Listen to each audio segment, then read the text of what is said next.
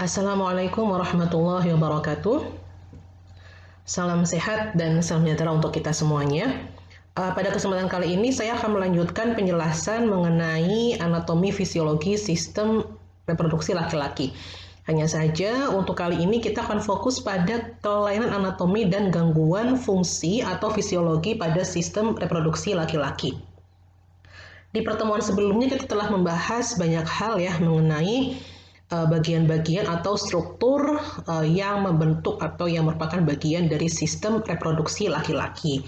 Nah, sekarang kita akan fokus pada kelainan ya atau abnormalitas ataupun gangguan-gangguan yang terjadi pada sistem reproduksi laki-laki. Jadi sebagaimana yang kita ketahui bahwasanya memang sistem reproduksi laki-laki itu juga rentan untuk mengalami berbagai gangguan kesehatan sebagaimana dengan sistem-sistem organ atau sistem tubuh yang lainnya, kayak sistem pencernaan, sistem pernafasan, ya, sistem kardiovaskuler, hematologi dan sebagainya. Kemudian dampaknya apa sih? Kenapa kok kemudian kita juga harus mempelajari mengenai kelainan anatomi dan gangguan fungsi pada sistem reproduksi laki-laki? Dampaknya karena hal ini satu yang jelas dia akan menimbulkan ketidaknyamanan, ya, bahkan mungkin juga akan menimbulkan rasa nyeri, rasa sakit, ya, kemudian mengganggu aktivitas sehari-hari dan juga mungkin akan berdampak juga pada fertilitas atau kesuburan dari seorang pria. Maka penting bagi kita untuk mengetahui apa saja gangguan reproduksi ya, baik dari anatominya ataupun juga dari fungsinya yang rentan menyerang pria. Tujuannya apa? Tujuannya agar kita dapat mewaspadai ya, dan juga nantinya dapat mengetahui secara lebih dini sehingga dapat meminimalkan terjadinya komplikasi. Baik, sebelum masuk ke materi mengenai kelainan ya ataupun gangguan-gangguannya, kita akan mereview sebentar mengenai sistem reproduksi pada pria. Di pertemuan kemarin telah dijelaskan ya bahwa terbagi menjadi dua bagian ya, ada organ interna atau bagian dalam dan juga ada yang eksterna atau bagian luar. Yang bagian luar itu ada penis dan skrotum ya, di mana nanti skrotum itu merupakan tempat terdapatnya testis ya. Nah, kemudian kalau di internalnya ya ada vas deferens, ada vesicula seminalis, ada kelenjar prostat ya, ada Cooper glands dan sebagainya. Kita akan mereview sebentar ya bahwa kemarin disampaikan ya ada yang namanya paling luar ada yang namanya penis ya. Tapi kita mulai dulu dari testis ya. Jadi kalau testis itu ada fungsinya adalah sebagai spermatogenesis atau tempat pembentukan sperma. Kemarin kita telah menyimak ya atau kita telah mendengarkan juga, mempelajari juga struktur dari testis ya, kemudian juga di mana testis ini ada di skrotum ya, ada dua testis yang terdapat di skrotum dan testis ini berfungsi sebagai spermatogenesis atau tempat pembentukan sperma. Setelah dibentuk di testis, kemudian nanti akan masuk ke epididymis. Nah, di epididymis, sperma yang telah terbentuk di testis tadi akan dilakukan pematangan atau ya dimatangkan atau didewasakan gitu ya untuk penyempurnaannya. Kemudian dari epididymis nanti akan masuk ke vas deferens atau saluran deferens ya, untuk mentransport sperma atau mengangkut sperma ke uretra.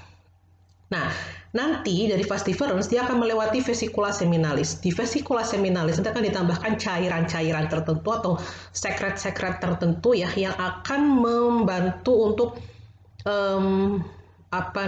dia memberikan tambahan nutrisi gitu ya untuk sperma gitu. Kemudian juga nanti akan masuk ke kelenjar prostat, di sana juga nanti akan ditambahkan cairan-cairan untuk menyeimbangkan pH dari sperma itu. Kemudian nanti juga akan masuk ke Cooper glands atau kelenjar Cooper ya. Di sana nanti akan mensekresikan atau mengeluarkan alkal-alkalin mukus ya, sama itu nanti fungsinya untuk ditambahkan ke sperma. Nah, nanti semua gabungan dari sperma yang terbentuk di testis, kemudian tambahan cairan dari vesicula seminalis, tambahan cairan dari prostat, dari Cooper glands ya. Nanti itu semuanya bersama-sama akan membentuk semen ya, akan menjadi semen dan nanti akan dikeluarkan akan dikeluarkan ya saat terjadinya ejakulasi melalui penis ya, melalui dari uretra nanti akan masuk ke ujung penis, nanti akan dikeluarkan dari penis pria. Ya, itu tadi sekilas kita mereview sistem reproduksi pria ya. Jadi harapannya nanti teman-teman bisa lebih memahami kembali, merecall kembali apa saja bagian-bagian yang menyusun sistem reproduksi pria dan apa saja fungsi dari bagian-bagian tersebut.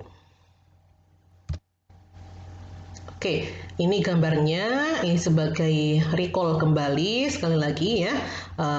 Jadi ini ya, tadi ini yang dinamakan dengan ini skrotumnya dan ini testisnya ya. Jadi dibentuk apa? Testis ada di dalam sperma, di dalam skrotum, di dalam testis akan dibentuk sperma, nanti akan masuk ke epididymis, akan dimatangkan di epididymis, nanti akan masuk lagi ke vas deferens di sini ya untuk mengangkut apa namanya sperma tadi ke bagian-bagian berikutnya. Nah, nanti akan masuk ke vesicula seminalis ya di sini ya. Nanti akan ditambahkan cairan, kemudian nanti akan masuk ke kelenjar prostat, akan masuk ke kelenjar Cooper ya.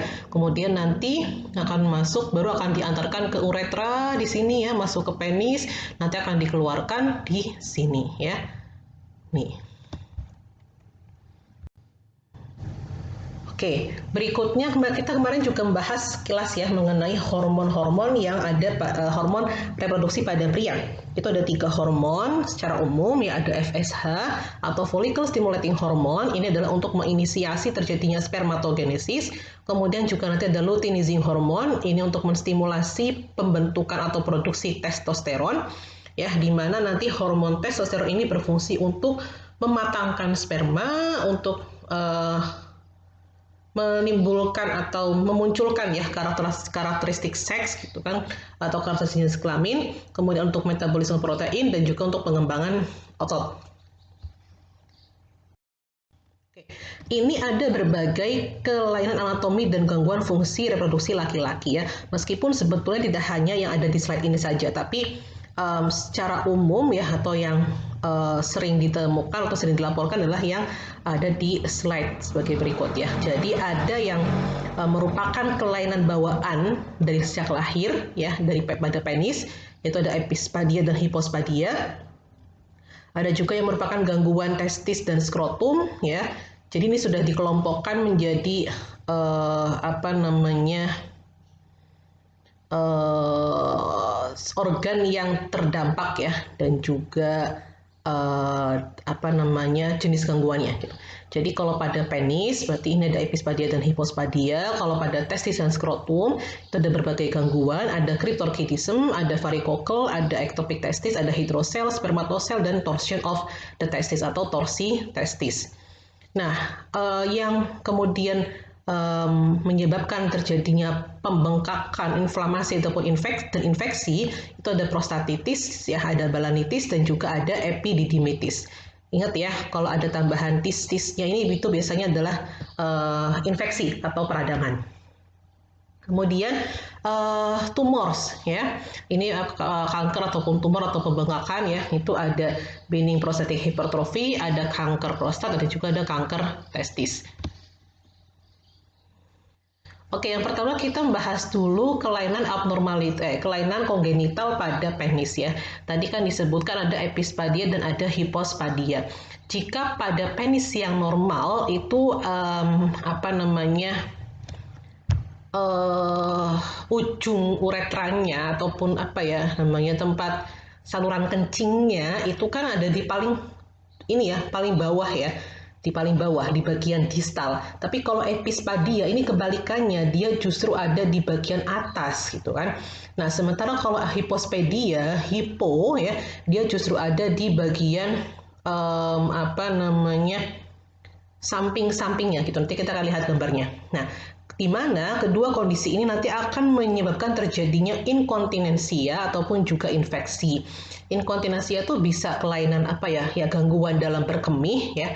Normalnya kan ya berkemih itu kan apa namanya kalau posisi keluar lubang keluarnya kencing itu apa namanya berada di posisi normal kan dia ya keluarnya turun gitu kan. Nah ini kalau misalkan dia inkontinens apa namanya pada epispadia atau hipospadia mungkin akan muncrat kemana-mana gitu, karena tadi lubangnya itu ada yang di samping, ada yang di atas, ada yang di mana gitu kan. Jadi akan ada permasalahan dalam tadi buang air kecil ataupun berkemih gitu. Nah, solusinya apa? Pengobatannya maka diperlukan rekonstruksi ataupun ya tadi ya secara bedah gitu. Jadi perlu dioperasi untuk memindah gitu kan posisi lubangnya tadi dari yang misalkan lubangnya ada di atas kah atau di samping-samping itu menjadi yang berada di bawah. Oke, ini penjelasan mengenai hipospadia. Jadi kalau yang normal itu kan di sini ya. Ya, ini kan di sini kalau yang normal. Nah, kalau hipospadia itu ada 3 kemungkinan ya. Bisa jadi dia lubangnya di sini. Ya, jadi bukannya di bawah tapi dia di sini. Bisa jadi mungkin di sini ya. Bisa jadi mungkin di area dekat skrotum gitu kan. Atau mungkin di mana gitu. Jadi nanti akan menyebabkan kegangguan dalam buang air kecil gitu. Nah, hipospadia ini terjadi ketika uretra atau saluran tempat keluarnya urin berada di posisi tidak normal, yaitu bukan di ujung penis melainkan di bagian bawahnya. Kan normalnya kan di ujung di sini ya. Dampaknya adalah sulit buang air kecil dan aktivitas seksual. Nah, sesuai dengan namanya tadi ya, congenital abnormalities. Berarti ini merupakan kelainan bawaan sejak lahir yang kemudian perlu diatasi melalui tindakan operasi. Jika operasi berhasil, maka pria tersebut ya itu dapat kembali melakukan aktivitas seksual.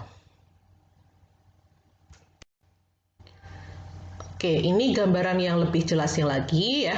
Jadi kan ini normalnya kan seperti ini ya, distal ya di bagian ujung di sini ya. Ada juga mungkin yang tadi agak masuk ke dalam gitu, atau bahkan ada juga yang lebih ke bawah lagi gitu kan ya. Nah, ini nanti bisa menyebabkan terjadinya gangguan saat berkemih ataupun saat berhubungan seksual.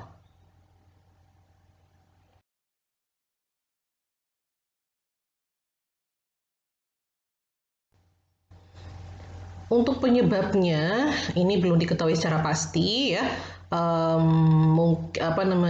Ini bisa jadi disebabkan oleh gangguan perkembangan saluran lubang kencing dan kulup penis di dalam kandungan gitu. Jadi karena kongenital berarti kan sejak lahir gitu. Jadi mungkin permasalahannya adalah ketika sejak dalam masa kehamilan. Maka faktor resiko yang mungkin dapat meningkatkan resiko ya anak ini mengalami hipospadia adalah karena misal pada beberapa kondisi sebagai berikut ya. Misalkan ibunya itu hamil pada usia 35 tahun ke atas ya, menderita obesitas dan diabetes saat hamil, kemudian menjalani terapi hormon untuk merangsang kehamilan, ataupun terpapar asap rokok atau pestisida saat hamil, atau anak dari keluarga yang pernah mengalami hipospadia atau terlahir secara prematur. Ini juga dilaporkan lebih beresiko untuk mengalami hipospadia. Nah, untuk gejalanya ini tergantung pada tadi ya posisi lubangnya. Apakah lubangnya di bawah ataupun di atas ataupun di mana gitu kan. Atau mungkin juga lubang kencing ini bisa berada di area skrotum atau buah zakar ya. Nah, maka ada berbagai gejala yang mungkin akan dialami oleh anak ya ataupun oleh pria yang menderita hipospadia ini. Di antaranya yaitu percikan urin tidak normal saat buang air kecil. Yang normalnya kan ya biasa ya, arti apa sih? Ya yang nggak muncrat kemana-mana gitu kan. Nah, maka kalau pada yang hipospadia mungkin tadi muncratannya atau keluarnya itu akan berbeda gitu. Kulup hanya menutupi bagian atas kepala penis ataupun kemudian bentuk penisnya itu melengkung ke bawah. Nah, untuk komplikasinya atau dampaknya tadi ya bisa menimbulkan masalah saat buang air kecil dan juga gangguan aktivitas seksual pada saat dewasa jika tidak segera ditangani gitu. Nah, tadi ya, maka ketika tidak segera ditangani, selain mengganggu buang air kecil, itu juga bisa terjadinya kelainan bentuk penis saat ereksi, gangguan ejakulasi, ya, yang kemudian dapat membuat penderita hipospadia lebih sulit untuk memiliki anak atau mungkin ada permasalahan pada kesuburan ya atau infertilitas. Untuk pencegahannya, berarti kita bisa dengan cara menghindari faktor resiko ya. Jika ini disebutkan faktor resikonya adalah ibu hamil pada usia 35 tahun ke atas, yang maka sebaiknya diatur ya kehamilannya supaya tidak melebihi 35 tahun ke atas. Kemudian disebutkan faktor resikonya adalah karena ibunya diabetes atau karena mengkonsumsi terapi hormon tertentu atau karena terpapar rokok ya, maka kita sebaiknya menghindari hal-hal tersebut gitu.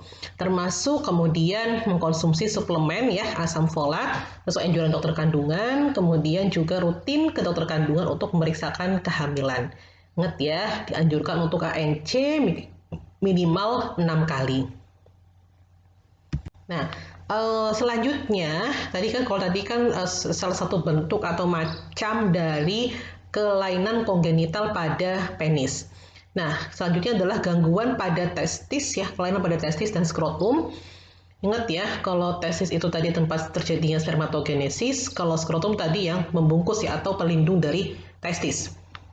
Nah, beberapa gangguan diantaranya ada cryptorchidism atau cryptorchismus ya, ketika testis gagal untuk turun ke skrotum secara baik gitu, secara umum, secara wajar gitu. Kemudian ectopic testis ya, ectopic berarti testis berada di luar skrotum. Idealnya yang normal itu kan testis di dalam skrotum ya, yang kemudian dipisahkan satu sekat ya, yang misalkan antara testis satu dan testis yang sebelahnya atau testis yang kedua gitu. Nah, ketika terjadi tadi ectopic testis ya, maka dapat menyebabkan berdampak pada degenerasi seminiferous tubulus ya, dan juga mungkin bisa mengganggu proses spermatogenesis atau pembentukan sperma. Karena tadi fungsi testis itu kan tempat pembentukan sperma, maka kalau ada permasalahan pada lokasi ataupun pada fungsi si testis ya, itu mungkin akan mengganggu tadi fungsi dari testis tersebut, yaitu untuk spermatogenesis. Nah, kemudian resiko terjadinya kanker testis akan meningkat secara signifikan apabila tidak segera ditangani ketika anak tersebut masih berusia 5 tahun. Jadi sebaiknya itu ya begitu ketahuan, terdeteksi kalau dia ada masalah di testisnya, maka selagi anak itu masih kecil ya, itu segera dilakukan operasi ya atau pengobatan tertentu gitu supaya lebih meningkatkan tingkat keberhasilannya gitu. Kemudian selain cryptorchismus dan juga testis ektopik ya, ada juga hidrosel, yaitu ketika ada cairan yang berlebihan ya, yang berada di antara lapisan-lapisan pada tunika vaginalis dari skrotum. Ingat ya, di skrotum di pembahasan minggu sebelumnya itu kan ada namanya tunika vaginalis ya. Nah, di situ kemudian di antara lapisan-lapisannya itu ada cairan yang berlebihan ya, yang mana ini mungkin terjadi karena cacat bawaan sejak lahir, atau mungkin karena sebagai akibat dari pernah jatuhkah, pernah infeksi, ataukah adanya tumor dan sebagainya. Lalu ada juga spermatosel ya, itu ketika mengandung cairan laten sperma ya, yang berkembang di antara testis dan epididymis. Ini mungkin berkaitan dengan perkembangan yang tidak normal ya, sehingga perlu adanya operasi pembuangan ya, atau ya dibuang tadi gangguan atau kelebihan cairan tersebut. Kemudian torsion of the testis ya, torsi testis, ketika testis berotasi di di kantong sperma ya, yang kemudian nanti bisa menekan arteri-arteri dan pembuluh-pembuluh darah vena di sekitarnya gitu. Nah, ini nanti mungkin akan terjadi iskemia sehingga skrotumnya bisa membengkak ya. Kemudian juga nanti mungkin akan terjadi infarksi atau bisa juga tadi ya kematian jaringan atau ya testisnya jadi membusuk gitu ya, karena apabila tidak segera ditangani tadi memutarnya atau terjepitnya testis tersebut gitu. Ini bisa terjadi secara spontan atau karena adanya trauma ya. Kemudian dapat diobati atau diberikan terapi baik secara manual ataupun juga mungkin perlu adanya operasi atau pembedahan. Oke, tadi kan yang pertama ada cryptorchismus ya. Berikut adalah penjelasan dari cryptorchismus. Ini adalah kondisi bayi laki-laki lahir tanpa salah satu atau kedua testis di kantong skrotum. Ingat ya, kemarin skrotum itu kan dipisahkan oleh sekat oleh semacam sekat yang menjadi dua bagian. Yang mana masing-masing bagian itu nanti akan ada testisnya gitu. Nah, cryptorchis ini ketika ada bayi laki-laki lahir tanpa salah satu atau kedua testis. Jadi mungkin hanya punya satu testis atau tidak punya dua-duanya sama sekali. Diperkirakan sekitar 1 dari 25 bayi laki-laki lahir dengan kondisi ini, di mana kemudian lebih beresiko terjadi pada bayi yang lahir prematur.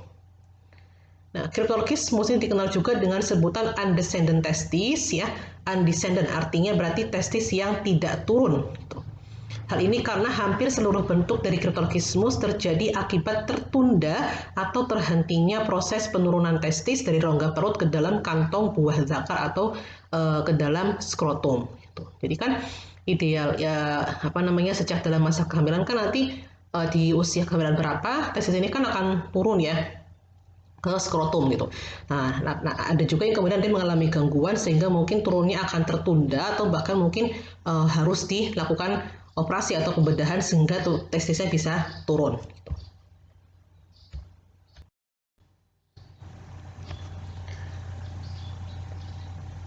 Cryptorchismus seperti yang disampaikan tadi ya, ini adalah kondisi ketika salah satu atau kedua testis tidak terlihat akibat tidak terjadi penurunan testis ke tempat yang seharusnya. Ini merupakan kelainan bawaan sejak lahir yang umumnya banyak dialami pada bayi lahir secara prematur. Nah, tindakannya atau solusinya itu biasanya adalah dengan cara orkidopeksi ya atau rekonstruksi menjadi salah satu metode operasi yang efektif dalam menangani cryptorchismus. Untuk penyebabnya, jadi kita kembali lagi ya ke tahapan atau proses pembentukan dan perkembangan testis di dalam rahim yang terbagi menjadi dua fase. Fase pertama terjadi pada masa awal kehamilan, ya. Yang mana terjadi pembentukan testis di rongga perut yang dipengaruhi oleh hormon androgen. Biasanya di fase ini tuh sangat jarang terjadi permasalahan. Fase selanjutnya, kalau tadi kan di awal kehamilan ya, fase yang kedua itu di akhir kehamilan atau sekitar usia 7 bulan kehamilan. Pada fase ini, testis yang sudah terbentuk akan turun secara bertahap dari rongga perut melalui saluran inguinal yang ada di sepanjang selangkangan ke skrotum. Nah, sebagian besar permasalahan atau kasus cryptorchismus ini terjadi di fase yang kedua. Jadi, sebetulnya sudah terbentuk tuh di awal masa kehamilan, tapi tadi dia mengalami keterlambatan penurunan ya, atau tidak turun sehingga tetap ada di saluran inguinal atau berada di tempat yang salah ya, atau naik kembali ke saluran inguinal setelah sempat turun sebelumnya. Walau sangat jarang terjadi ya, mungkin juga permasalahan ini terjadi pada fase pertama kehamilan ya. Akibatnya memang testis tidak terbentuk sehingga tidak ditemukan di kantong buah zakar ataupun di saluran inguinal. Namun untuk penyebab pastinya ini belum diketahui ya secara pasti, hanya saja ada berbagai mungkin faktor genetik dan lingkungan yang diduga mempengaruhi terjadinya permasalahan cryptorchismus atau testis yang tidak turun ini. Apa saja sih kira-kira faktor resikonya ya? Untuk faktor resikonya, ini ada beberapa hal ya. Yang pertama adalah lahir prematur, yaitu kelahiran terjadi sebelum usia kehamilan mencapai 37 minggu. Ingat ya, kehamilan yang normal itu kan berada di range antara 37 sampai 42 minggu. Nah, kalau di bawah 37 minggu maka disebut sebagai preterm birth atau lahir prematur. Atau yang berikutnya, lahir dengan berat badan yang rendah, yaitu di bawah 2.500 gram. Riwayat atau karena adanya riwayat cryptorchismus dan gangguan perkembangan kelamin di dalam keluarga, atau karena paparan bahan kimia, atau karena sering mengkonsumsi alkohol ya ibu hamilnya selama kehamilannya, atau terpapar asap rokok selama kehamilan ya, atau karena kelebihan BB atau ada permasalahan obes dan diabetes yang dialami oleh ibu saat kehamilannya.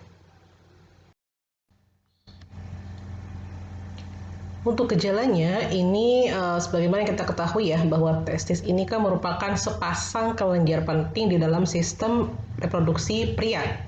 Ya, ada dua ya di dalam skrotum, ada dua testis, berarti ada sepasang kelenjar penting di dalam sistem reproduksi pria. Organ ini berfungsi tadi ya untuk spermatogenesis dan juga untuk memproduksi hormon testosteron. Bentuknya lonjong seperti telur, bertekstur lembut dan dibungkus oleh kantong kulit yang bernama skrotum. Pada kondisi normal, tadi testis akan turun dan menggantung di bawah perut, tepatnya di tengah pangkal paha dan di belakang penis. Nah, karena sebagaimana kita pelajari kemarin ya, bahwa kelenjar ini atau testis ini perlu menggantung di luar tubuh karena produksi sperma ini memerlukan temperatur yang lebih rendah dari temperatur tubuh. Maka tadi sebaiknya pada laki-laki itu untuk tidak menggunakan celana yang terlalu ketat ya, atau sering berendam air panas karena mungkin akan mempengaruhi produksi sperma akibat temperatur sekitarnya yang lebih tinggi gitu. Nah, pada Cryptorchysmus, salah satu atau kedua testis tidak ada di dalam skrotum saat bayi lahir. Kondisi ini bisa langsung diketahui oleh dokter dengan melihat atau meraba area skrotum bayi, ya, baik saat bayi baru lahir atau saat dilakukan pemeriksaan rutin.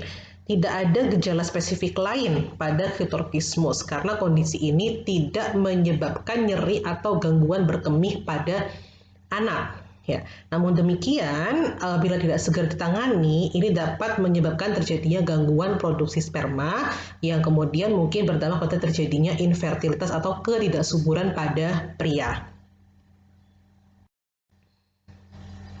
Maka untuk komplikasinya tadi ya, ketika tidak ditangani secara tepat, nanti akan meningkatkan risiko terjadinya kanker testis, ya, infertilitas atau kemandulan, hernia inguinalis, stres karena skrotum yang kosong ataupun torsio testis. Pencegahannya apa? Ya, pencegahannya sebetulnya tidak ada pencegahan yang khusus, hanya saja untuk menurunkan faktor risiko terjadinya kondisi ini, maka ibu hamil perlu untuk melakukan kontrol kehamilan atau ANC secara rutin. Yaitu setidaknya kalau dulu kan 4 kali ya, kalau sekarang minimal 6 kali selama kehamilannya. Lalu menerapkan gaya hidup sehat selama hamil, kemudian menghindari kontak dengan bahan kimia yang berpotensi bahaya, lalu menjaga dan mengontrol masalah kesehatan yang telah dimiliki sebelumnya selama hamil, seperti masalah BB ataupun diabetes mellitus. Nah, untuk berikutnya, selain ada Cryptorchysmus, ya, permasalahan berikutnya juga ada torsi testis, yaitu terputarnya testis dalam skrotum akibat perkembangan yang abnormal dari tunica vaginalis dan funiculus spermaticulus dalam masa perkembangan janin.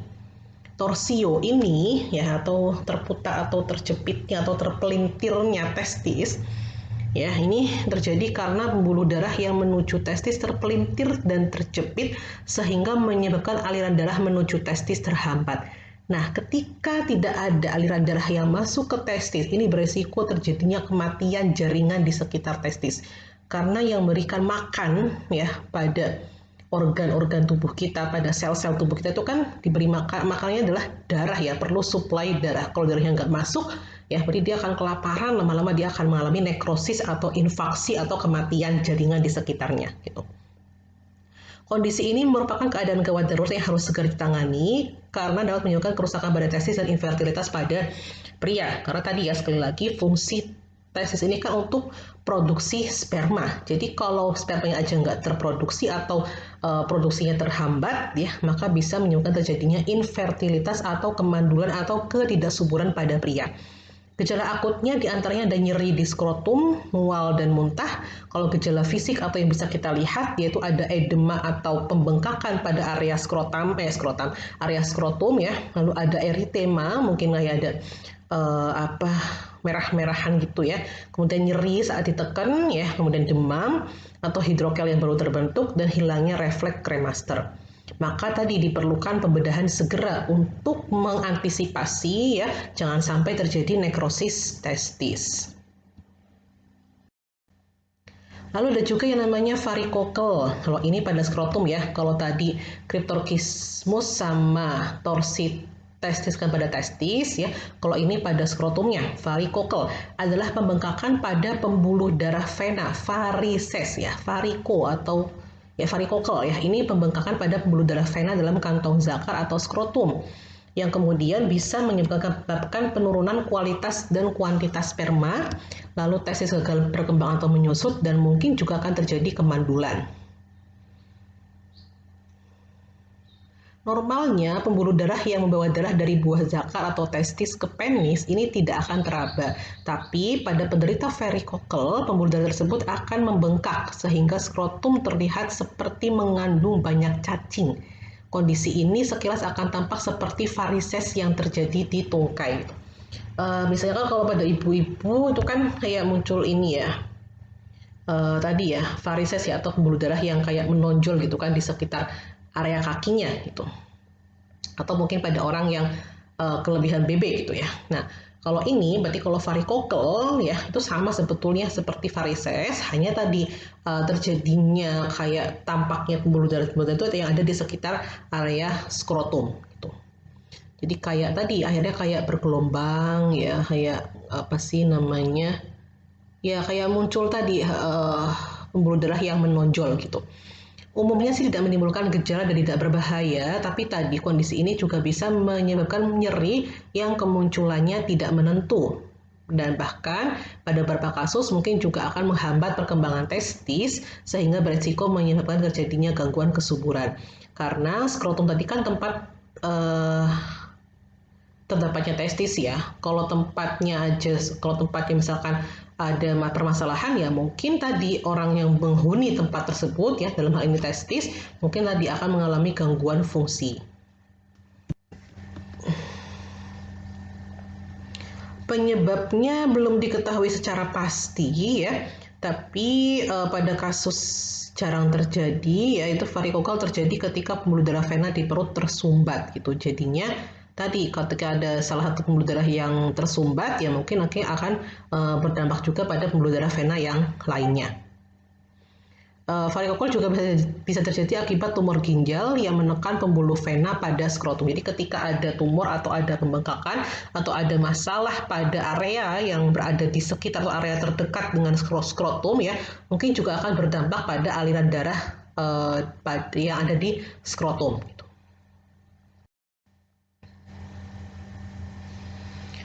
Untuk gejalanya ya biasanya tidak menimbulkan gejala, tapi pada beberapa penderita ini mungkin akan menimbulkan keluhan seperti serangan jantung, pembesaran, rasa tidak nyaman di skrotum, ya, nyeri di testis yang memburuk saat berdiri atau melakukan aktivitas fisik yang lama, dan berdetak saat berbaring, benjolan kecil yang teraba di area testis, pembengkakan skrotum atau pembesaran vena teraba atau skrotum terlihat seperti dipenuhi cacing. Untuk komplikasinya ya ini mungkin akan menyebabkan terjadinya penyusutan testis ya karena macet ya, karena aliran darahnya terhambat ya atau terhenti di skrotum sehingga dapat meningkatkan tekanan dan resiko infeksi. Akhirnya tadi bisa berdampak pada testis yang ada di skrotum tersebut. Terus juga mungkin akan terjadi kemandulan ya. Jadi ketika ada varikokel ini dapat membuat suhu di sekitar testis menjadi lebih tinggi. Nah, kalau suhunya lebih tinggi maka dapat mengganggu produksi, fungsi ataupun juga pergerakan sperma. Untuk pencegahannya belum ada cara efektif untuk mencegahnya, tapi dianjurkan bagi para laki-laki ya untuk melakukan pemeriksaan testis mandiri secara berkala. Jadi ya di diagnosis deteksi mandiri ya, ada masalah pembengkakan kah, ada rasa nyeri kah, atau ada benjolan kah, atau diraba kok kayak agak gimana gitu ya. Kemudian ketika dirajin untuk dikontrol atau dicek secara mandiri ya, maka tadi dapat dideteksi secara lebih dini ketika ada kelainan ataupun permasalahan di skrotumnya. Berikutnya ada hidrokel. Kalau dia kan varikokel ya, varikokel. Variko itu kan lebih ke tadi ya pembuluh darah vena ya. Hidro berarti kan lebih ke cairan. Kalau varikokel berarti ada pembuluh darah vena yang ada di sekitar area skrotum ya, gangguan pada pembuluh darahnya. Kalau hidro berarti ada cairan. Artinya kondisi ini terjadi ketika ada penumpukan cairan di sekeliling testis. Penumpukan cairan ini kemudian bisa menyebabkan pembengkakan dan menimbulkan nyeri pada kantong buah zakar atau skrotum. Ya. Nah, normalnya skrotum akan teraba kendur, lembut, dan padat tetapi tidak keras. Nah, kalau pada orang yang menderita hidrokel, skrotumnya akan teraba lunak seperti balon yang berisi air. Ya, hidrokel biasanya dialami oleh bayi laki-laki yang baru lahir, tetapi juga bisa terjadi pada pria dewasa. Umumnya nggak berbahaya, tetapi tetap dianjurkan untuk memeriksakan diri ya ke dokter supaya dapat diketahui sebetulnya penyebab munculnya hidrokel ini apa gitu.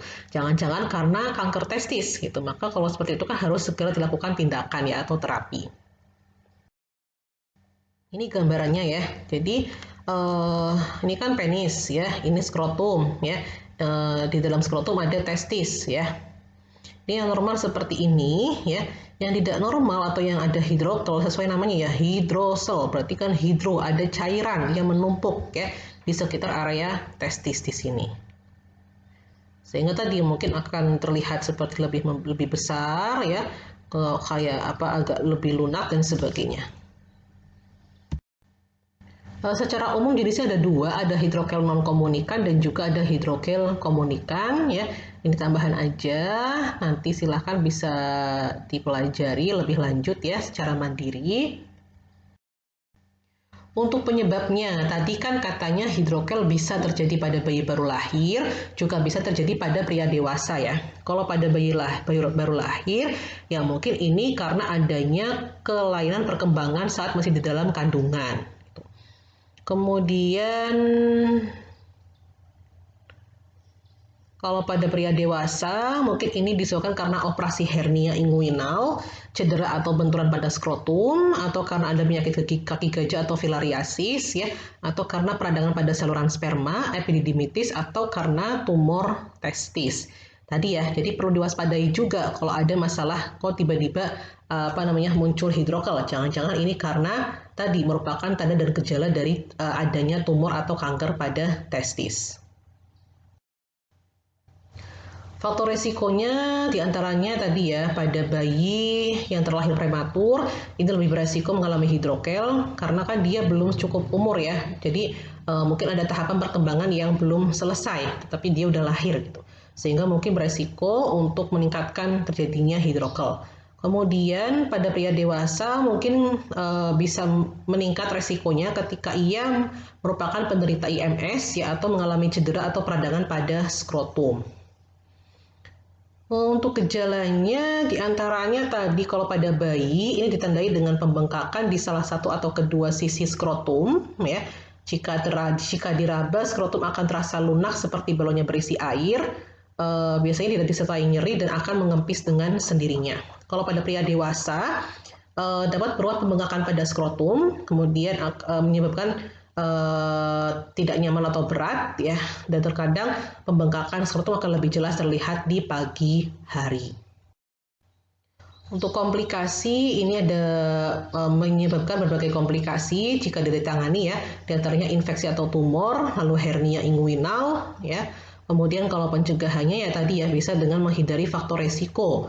Seperti tadi kalau pada pria dewasa kan mungkin karena filariasis ya, maka mencegah terjadinya filariasis dengan cara tidak bepergian di daerah yang endemis filariasis ya, atau kemudian menjaga kebersihan diri dan lingkungan.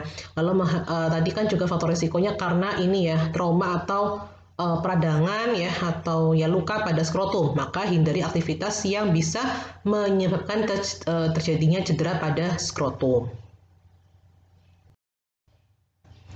Selanjutnya, tadi kan selain ada kelainan kongenital atau bawaan pada penis, lalu ada juga tadi disorder of the scrotum and testis ya. Berikutnya kita bahas ke yang inflamasi, peradangan dan juga yang keinfeksi.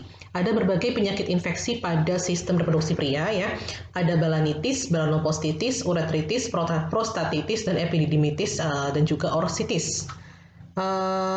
Balanitis ya sesuai dengan namanya. Kalau tistis itu biasanya adalah menunjukkan penyakit infeksi ya atau adanya peradangan. Balanitis ini keradangan atau peradangan ya, glans penis atau kelenjar penis akibat infeksi dari GO, sifilis, Candida albicans ya, tinea ataupun dermatitis. Ada juga balanopostitis, ini peradangan pada glans penis akibat prepotium yang tidak disirkumsisi atau tidak disunat ya. Kemudian uretritis ini pada uretra, sesuai namanya ya, uretra, berarti peradangan pada uretra pria yang sering diakibatkan oleh adanya infeksi. Kemudian prostatitis sesuai dengan namanya, berarti peradangan pada prostat. Ini bisa akut maupun kronik dan juga bisa bakterial ataupun non bakterial.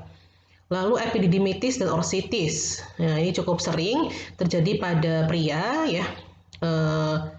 Ada juga yang kemudian disebut dengan epididymio-orsitis, yaitu orsitis peradangan pada testis yang juga bersamaan dengan adanya peradangan pada saluran epididymitis. Oke, kita bahas dulu yang ke prostatitis ya. Tadi kan disebutkan prostatitis ini adalah infeksi atau peradangan yang terjadi pada kelenjar prostat. Ini ada 4 kategori ya. Ada yang karena infeksi bakteri akut, ada infeksi bakteri kronis, ada yang non bakterial, ada juga yang asimptomatik inflamatori ya. Atau tidak menimbulkan tanda dan gejala, asimptomatik, tidak ada simptom atau gejala gitu. Kalau yang diakibatkan oleh infeksi bakteri akut, ini biasanya kelenjar prostat ini akan terlihat lembek dan membengkak, keras dan membengkak ya. Kemudian urin dan sekresi yang lainnya itu nanti mengandung bakteri, akut bakterial ya. Sesuai dengan namanya ya, bakteri, berarti nanti urinnya atau kemudian sekresi yang lainnya itu mengandung bakteri.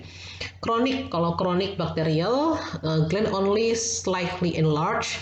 Kalau kronik itu kan sifatnya kronis ya, lama ya, itu artinya ya bertahun-tahun atau mungkin berbulan-bulan gitu. Nah ini biasanya kelenjarnya tuh tampak sedikit membesar, jadi nggak karena kronis, jadi kan dia perkembangannya agak lama gitu. Dysuria, rasa sensasi nyeri ketika buang air kecil ya, kemudian juga bisa mempengaruhi frekuensi ataupun hasrat ingin buang air kecil. Kalau non bakterial ya, biasanya urin dan sekresi yang lainnya itu mengandung leukosit dalam jumlah yang besar. Oke. Untuk tadi, kalau yang akut bacterial infection ini biasanya secara umum disebabkan oleh Escherichia coli ya, dan kadang-kadang juga disebabkan oleh Pseudomonas proteus ataupun juga Streptococcus faecalis. Kalau yang infeksi bakteri yang kronik ini biasanya berkaitan dengan infeksi berulang dari Escherichia coli. Jadi pernah terinfeksi Escherichia coli, terus masuk lagi ada bakteri Escherichia coli lagi ya, akhirnya tadi terjadi infeksi secara kronis. Sebetulnya bakteri-bakteri tersebut itu merupakan bakteri yang flora yang normal ya, artinya hanya karena kemudian terjadi permasalahan sehingga jumlahnya itu menjadi tidak normal atau menjadi bakteri yang oportunistik atau mencari kesempatan gitu. Ini terjadi pada remaja atau pada pria muda yang mengalami IMS atau infeksi menular seksual ya.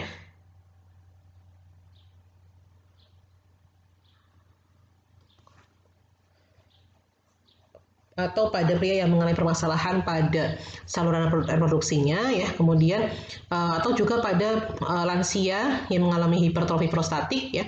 Kemudian tadi ini sering dikaitkan dengan IMS atau infeksi menular seksual, sexually transmitted diseases.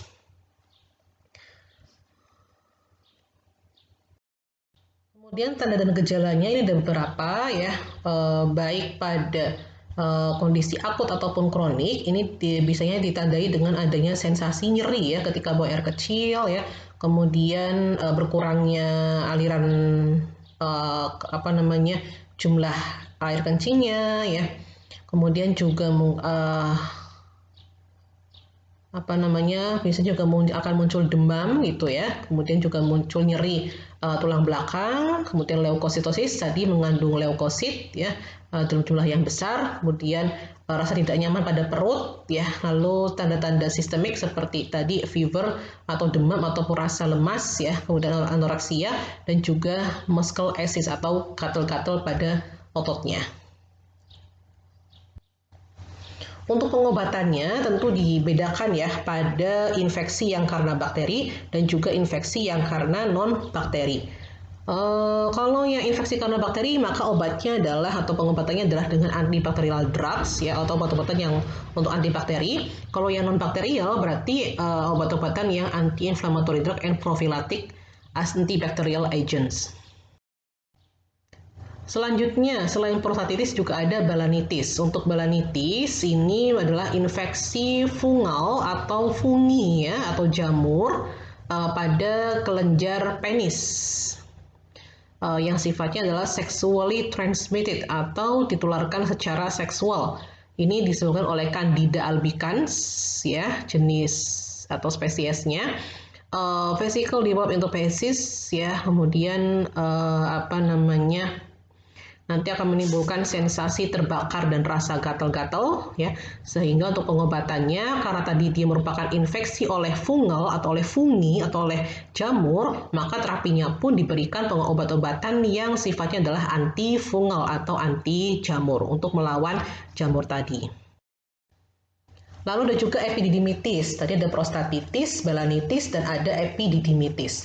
Ini adalah peradangan epididymis yang umumnya disebabkan oleh infeksi bakteri dan ditandai dengan pembengkakan buah zakar. Kondisi ini dapat terjadi pada pria dalam berbagai usia, tetapi paling sering terjadi pada kelompok usia 19 sampai 35 tahun. Ingat ya, fungsi epididymis adalah untuk tempat pematangan sperma, gitu.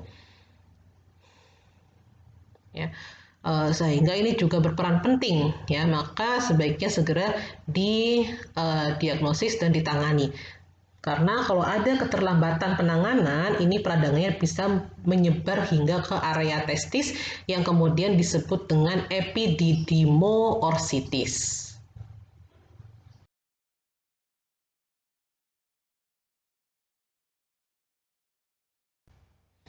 Untuk penyebabnya, jadi untuk epididymitis ini bisa disebabkan oleh penyakit infeksi, bisa juga oleh non-infeksi. Ya, untuk yang karena infeksi ini bisa akibat infeksi saluran seksual, bisa infeksi virus, bisa infeksi bakteri, juga bisa infeksi oportunistik ya atau TBC atau gondongan. Kalau yang non-infeksi ini bisa karena adanya pembesaran prostat ya, karena adanya torsio-testis, karena cedera di area selangkangan, karena penyakit belly chat ya, kemudian juga karena kompilasi operasi pada alat kelamin, misalnya karena akibat dari vasektomi ya, penggunaan kateter urin dalam jangka panjang atau efek samping obat amiodaron. Untuk faktor resikonya, karena tadi ini bisa merupakan penyakit infeksi, juga bisa karena non-infeksi ya. Berarti berarti dengan cara menghindari aktivitas seksual atau berhubungan intim tanpa menggunakan kondom gitu. Kemudian ketika dia memiliki kelainan pada saluran kemih, ya ketika tidak disunat dan sebagainya itu bisa meningkatkan resiko seseorang terkena epididymitis. Untuk gejalanya, ini ada beberapa gejala yang mungkin dialami oleh penderita epididymitis ya. Ada kelainan pada skrotum, ada rasa nyeri pada testis ya. Kemudian rasa nyeri atau tidak nyaman pada bagian bawah atau panggul, sering buang air kecil, sakit saat buang air kecil, ujung penis mengeluarkan cairan atau nanah, terdapat darah pada sperma, pembesaran kelenjar getah bening di pangkal paha ataupun juga demam. Karena salah satu tanda adanya infeksi itu kan dari demam ya, kemudian rasa sakit atau rasa nyeri, ada pembengkakan, ada darah dan sebagainya. Atau munculnya cairan yang tidak normal ya kayak nanah dan sebagainya. Untuk komplikasi, kalau dibiarkan dia akan menyebabkan terjadinya abses atau infeksi bernanah pada skrotum. Karena kan epididymitis ini kan berada di area skrotum juga ya. Jadi dalam skrotum itu nanti ada testis ini nanti akan menyambung ke epididymitis, nanti akan naik ke atas ke vas deferens dan seterusnya gitu. Jadi kalau ada masalah di epididymitis itu ya bisa berdampak pada testis dan juga bisa berdampak pada skrotum ya, termasuk kalau nggak ditangani mungkin akan menyebar ke bagian-bagian yang lainnya. Nah, maka tadi selain abses juga bisa terjadi kematian jaringan di testis akibat kekurangan darah ya. Lalu orsitis yaitu peradangan pada testis yang dapat menyebar dari epididymis, robeknya lapisan kulit skrotum, kemudian mungkin juga akan berakibat pada hipogonadisme dan gangguan kesuburan. Untuk pencegahannya maka tadi dengan cara menghindari faktor resiko ya. Karena tadi faktor resikonya diantaranya adalah perilaku seks yang tidak aman, maka pencegahannya dengan cara melakukan seks yang aman gitu ya. Karena tadi faktor resikonya adalah jika dia tidak disunat, maka perlu untuk melakukan sunat ataupun sirkumsisi. Lalu yang terakhir ini ada beberapa tumor ya pada sistem reproduksi pria, ada kanker prostat, ada kanker testis, ada juga ada karsinoma penis. Untuk yang pertama ini ada juga disebut dengan BPH, benign prostatic hypertrophy atau hipertrofi prostatik ya. Ini terjadi pada hampir 50% pria usia 65 tahun ke atas ya atau pada pria lansia. Karena kan kalau pada lansia kan bisa mengalami hipotrofi dan juga hipertrofi ya. Jadi ini sering terjadi pada lansia. Hiperplasia of prostatic tissue, jadi pada jaringan prostat mengalami hiperplasia ya, sehingga bisa mengkompres atau menekan uretra. Karena prostatnya membesar, jadi kan bisa menekan uretra dan juga bisa terjadi atau mengganggu proses berkemih. Gitu. Ini berkaitan dengan ketidakseimbangan jumlah estrogen dan testosteron, ya. Tapi ini tidak selalu merupakan predisposisi atau ini ya berkaitan dengan karsinoma prostatik. Nah, pada pemeriksaan digital ini biasanya akan terlihat adanya kelenjar yang terlihat membesar, ya. Kemudian ini bisa berdampak pada beberapa infeksi, ya. Kemudian juga bisa berdampak pada saluran kemihnya, ya, dan juga mungkin bisa berakibat pada renal failure atau gagal ginjal apabila tidak segera ditangani. Nih ya. Jadi ketika terjadi BPH atau ketika terjadi hipertrofi prostatik ya, maka uretranya akan ketekan gitu ya. Sehingga kalau uretranya ketekan maka bisa menghambat keluarnya urin ya.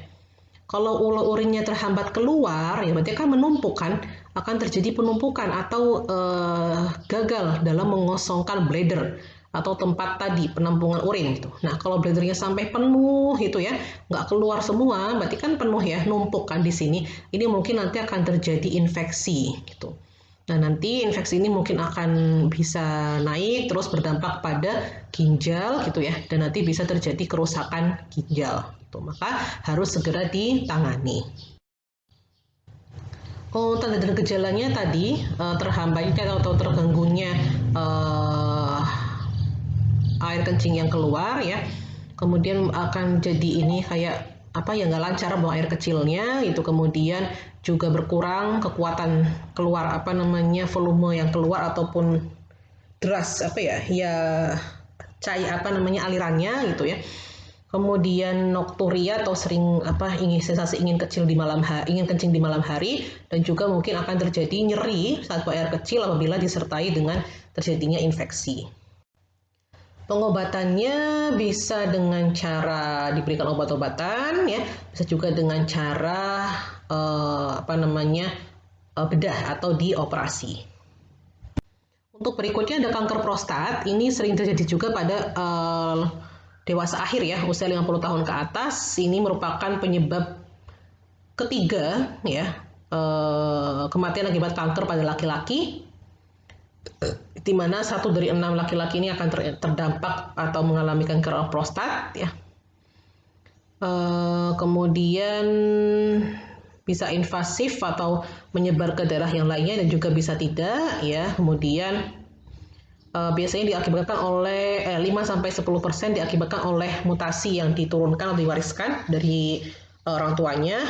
Penyebab lainnya bisa karena level androgen yang tinggi, ya, atau juga meningkatnya insulin, ya, atau juga karena adanya riwayat ya prostatitis yang berulang. Jadi kalau sering mengalami infeksi pada prostat ya, kemudian infeksi lagi ya, diobati infeksi lagi, itu juga akan meningkatkan resiko terjadinya kanker prostat. Tanda dan gejalanya dapat dilihat ya, jadi mungkin akan teraba nodul atau benjolan yang keras di sekitar area prostatnya ya. Kemudian tadi ada permasalahan dalam dia berkemih atau buang air kecil ya. Kemudian juga mungkin akan muncul infeksi pada saluran kemih secara berulang.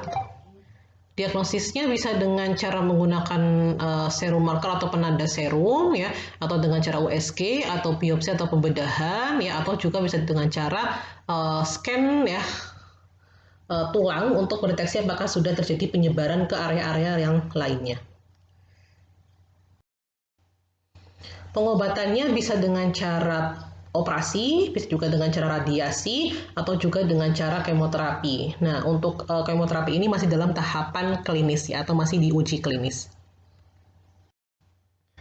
Yang terakhir terkait dengan kanker itu ada kanker pada testis ya, di mana sebagian besar kanker testis ini adalah kanker yang yang malignan ya, bukan yang bening, bukan yang ringan, tapi biasanya itu cukup berat gitu ya.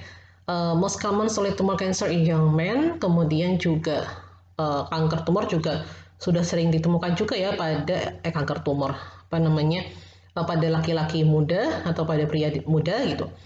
Jumlah kasusnya juga sudah sering semakin meningkat. Maka tadi pemeriksaan diri ya, jadi pemeriksaan diri pada testis itu juga penting untuk deteksi lebih dini.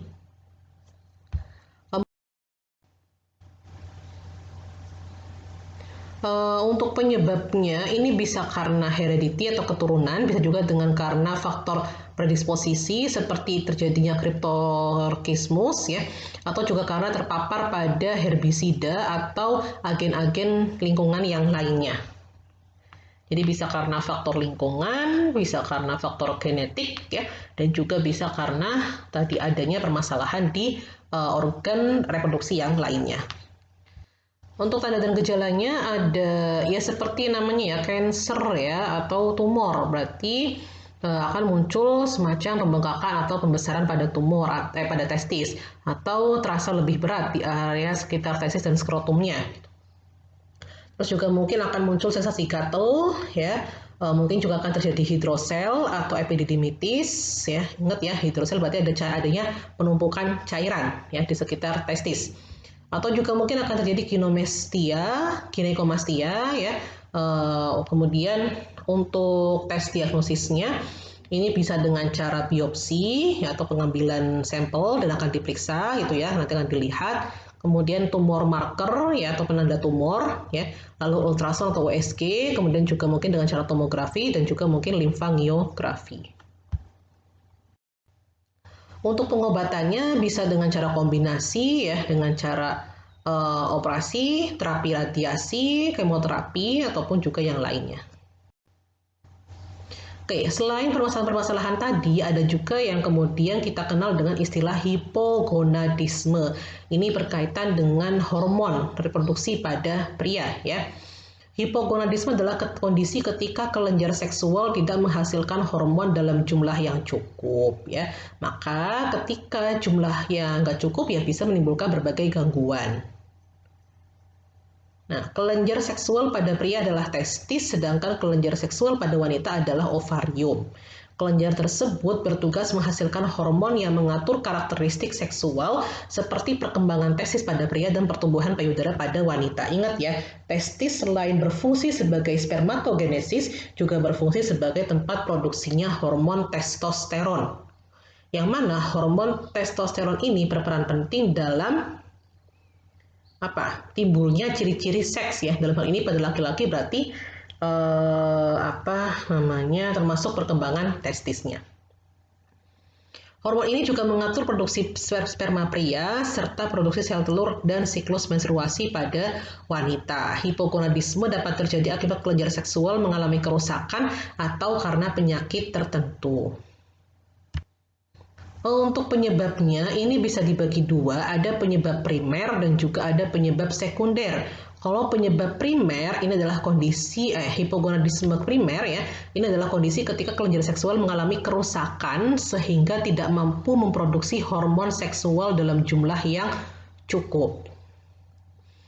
Kondisi-kondisi atau hal-hal yang dapat menyebabkan hipogonadisme primer diantaranya adalah karena penyakit autoimun, karena kelainan genetik, karena gangguan ginjal, gangguan hati, infeksi berat, ya cedera pada testis, hemochromatosis, ya kriptorkismus, efek samping radioterapi ataupun juga operasi pada organ seksual. Itu kalau hipogonadisme primer.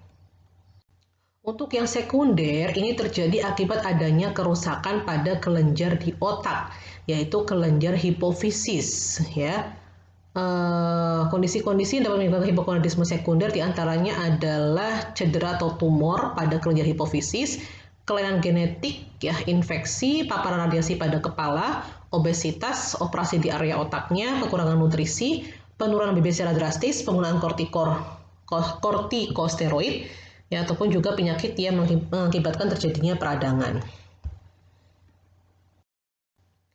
Untuk gejalanya, nah ini tergantung pada jenis kelamin dan usia penderitanya ya. Jadi kan tadi ya hipogonadisme ini kan bukan hanya pada laki-laki sebetulnya, tapi juga pada perempuan. Gitu. Dan untuk gejalanya ini dibedakan pada pria sebelum pubertas dan juga pada pria setelah pubertas ya. Dapat dilihat di slide ya. Untuk komplikasinya, kalau tidak segera ditangani ya pada perempuan ini bisa mengakibatkan menopause dini ya, dan juga pada kedua jenis kelamin bisa mengakibatkan mandul atau infertilitas, osteoporosis juga bisa, kemudian gangguan kecemasan ataupun depresi, karena kan ini hormonal ya, kemudian penyakit jantung dan juga hubungan dengan pasangan menjadi terganggu. Untuk pencegahannya, kalau misalkan ini akibat dari genetik, maka kan nggak bisa kita cegah ya. Tapi kalau diakibatkan oleh hal-hal yang lain, itu juga bisa kita antisipasi dengan cara apa? Ya rajin berolahraga, ya pola hidup yang sehat, mempertahankan BB yang ideal, menjaga ya pola makan, pola pikir dan sebagainya. Oke, untuk permasalahan lainnya itu juga ada beberapa hal ya, ada klimakterium, ada impotensi atau disfungsi ereksi, ada juga gangguan ejakulasi ya. Untuk klimakterium ini pada proses penuaan ya, sehingga kemudian berdampak pada penurunan proses reproduksi, di mana biasanya ditandai dengan jumlah testosteron yang akan semakin menurun seiring dengan bertambahnya usia. Ada juga impotensi atau sering disebut juga dengan disfungsi ereksi, yaitu gagalnya seseorang untuk mempertahankan ereksi penis. Ada juga gangguan ejakulasi. Untuk gangguan ejakulasi ini bisa ejakulasi dini, bisa dihambat atau ditunda, dan juga bisa yang retrograde. Ejakulasi dini berarti terlalu cepat ya dia mengalami ejakulasi. Kalau dihambat berarti dia butuh waktu yang sangat lama untuk bisa ejakulasi. Kalau retrograde berarti ini adalah ejakulasi yang dipaksa kembali ke kantung kemih. Retrograde berarti balik lagi ke harusnya dikeluarkan tapi dia malah naik lagi gitu. Untuk disfungsi ereksi ini tadi ya, jadi merupakan ketidakmampuan untuk mendapatkan atau mempertahankan ereksi yang cukup kuat untuk melakukan hubungan seksual. Ini juga sebelumnya sering dikenal dengan istilah impotensi, tapi sekarang jarang ya menggunakan istilah impotensi. Untuk penyebabnya atau faktor resikonya bisa karena penyakit kardiovaskular, diabetes, hipertensi, ya, kolesterol tinggi, obesitas, mengalami stres, depresi, dan juga karena level atau kadar testosteron yang rendah. Permasalahan lainnya ada pada pria ini adalah IMS ya, yang bisa berupa sifilis, gonore dan sebagainya. Yang kemudian biasanya ditandai dengan adanya luka atau benjolan pada alat kelamin ya, ada tumor gitu ya, benjolan atau luka, rasa sakit ya, kemudian keluar cairan berwarna keputihan dan juga rasa nyeri saat berhubungan seksual ya, tumor, tudor, dolor, kalor, fangsio, lesa. Tumor itu berarti ada pembengkakan atau pembesaran atau benjolan ya. Tudor berarti ada kayak warna kemerahan. Dolor itu ya rasa sensasi sakit, kalor sensasi panas ya. Fangsio, lesa berarti mengganggu fungsi. Berarti diantaranya adalah tadi ada gangguan pada saat hubungan seksual. Oke, ini beberapa salah satu contoh infografis ya mengenai sistem reproduksi pria. Berikut adalah referensi yang digunakan, nanti silahkan bisa dicari jurnalnya ya secara mandiri untuk tambahan bahan pembelajaran. Termasuk juga tadi ada beberapa kasus atau kelainan atau gangguan yang belum disampaikan penjelasannya ya. Nanti bisa teman-teman belajar secara mandiri ya, cari-cari dari referensi yang lainnya. Oke, berikut juga referensi yang lainnya. Baik, sekian penjelasan dari saya. Semoga dapat dipahami dan bisa bermanfaat untuk kita semuanya. Sukses selalu. Saya akhiri. Wassalamualaikum warahmatullahi wabarakatuh.